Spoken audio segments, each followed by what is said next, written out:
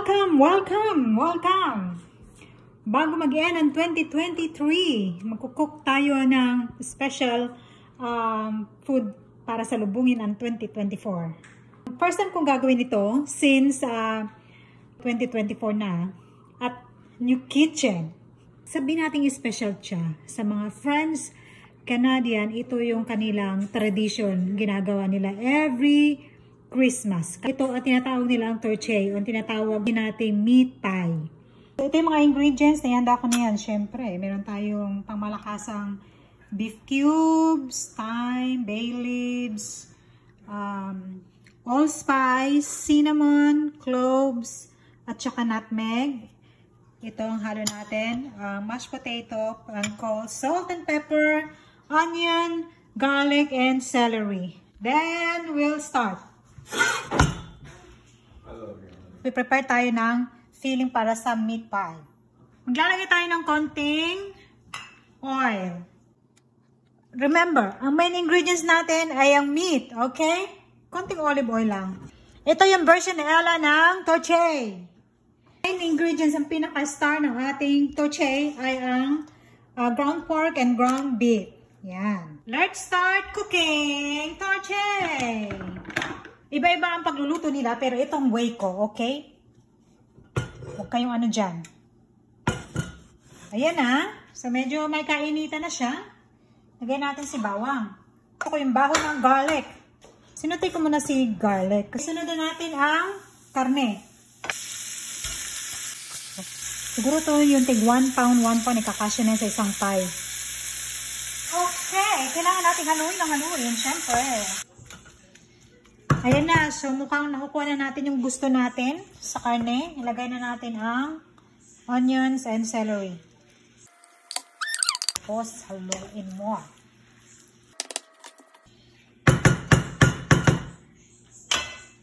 Ayan na siya, guys. I like that. Tapos, ang ating secret ingredients, ito. Ito magpapalasa sa ating pie. Meat pie. Lagyan natin ng bay leaves, thyme, tapos cloves, kunti lang na cloves, tapos nutmeg, 1/2 teaspoon, it's sakto na. Ayun, cinnamon, oh my god, allspice, yan. Huwag kalimutan ng asin, paminta. Haluin ng haluin. I don't know why dito nilalagyan ng sabaw. Samantalang may sabaw naman to. Anyway, nalagyan natin siya ng konting sabaw tapos pakukuluan natin. Mahinang apoy. Check! Oh, taste it. I'm gonna put mashed potato. Others put breadcrumbs, but let's see with the mashed potato. Tapos, mahinang apoy. Halu-haluin muna natin. Kailangan medyo tuyo, pero hindi naman dry. Moist pa rin siya. So, let's see. Removing the cloves. Put breadcrumbs. Simmer it in a slow fire. Hanggang sa medyo matuyo na siya. Filling natin sa ating torchay. So, ito yung right consistency na hinahanap natin. Hindi dry, moist. Pinatay ko na yung stove. Sabi nila, cool it down. Sabi nila, put it warm. Pero ang gagawin ko, I'm gonna cool it down. So, transfer natin siya dito.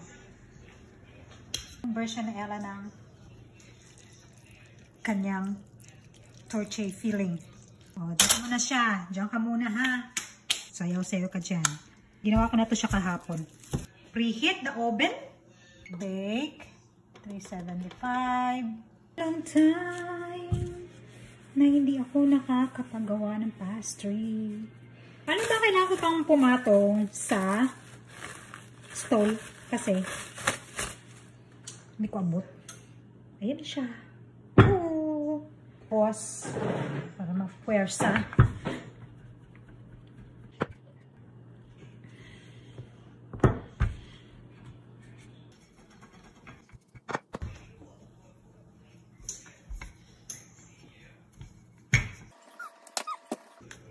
Lagyan natin ng butter.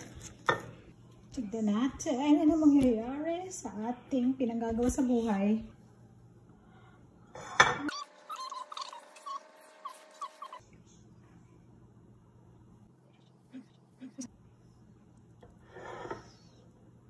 Nabibitaw ni akong pie.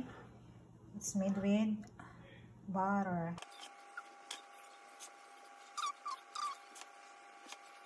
Next, dito tayo sa pang-cover.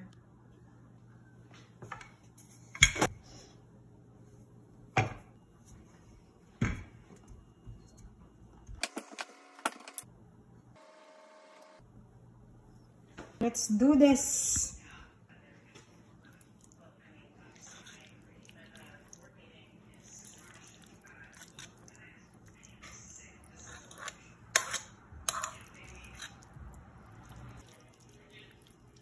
Wow, perfect! Perfect amount of meat.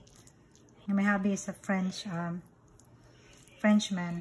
At nakaugalingon nila na every Christmas, meron silang torche. So, brasan muna natin ng egg white. Yung side daw, para mo pilit. Yan. Yan ang sabi dito sa instruction. Okay, good luck, Ola.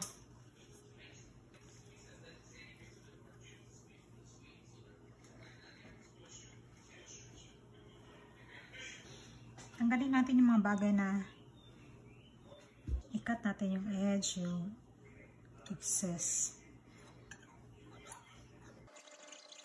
Ano ba yung style ang gagawin mo? Ginagawa nila, ganyan.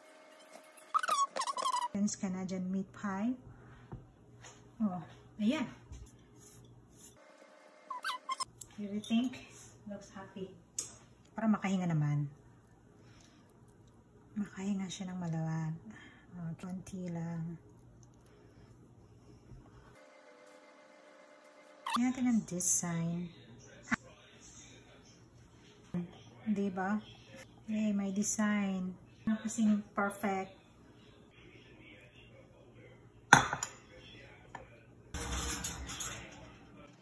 Ano siya, guys? Look.